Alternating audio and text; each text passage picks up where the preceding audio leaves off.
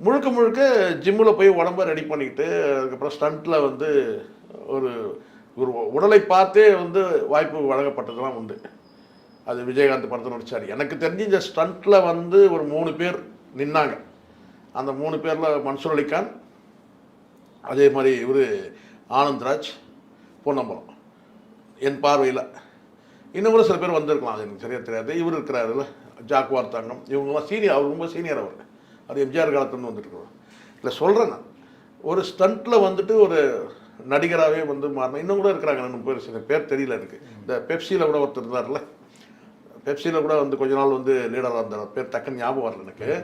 So இவங்களாம் இருந்துருக்கிறாங்க. அதாவது வந்து நிறைய ஸ்டண்ட்டு நடிகராக வந்து நினைக்கிறேன், பீட்டர் ஹீன் சரியாக பேர் எனக்கு தெரியல, 2-3 பேர். அவர் வந்து ஸ்டண்ட் ஆக்டராக வந்து ஒரு சினிமாவில் வந்து ரொம்ப லாங் பீரியட் நின்றவங்கன்னு சொல்லி இருக்கு இல்லையா. நான் சொல்ல ரொம்ப லாங் பீரியட் நின்றவங்க இவங்க வந்து இன்னும் இருக்காங்க.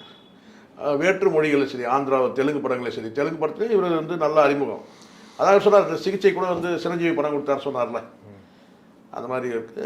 வந்து தமிழ் சினிமாவில் ஹிந்தியில் நிறைய படத்தில் நடிச்சிருக்கிறாரு. அதான் பொன்னம்பலம்னா வந்து தமிழ் சினிமாவில் வந்து ஒரு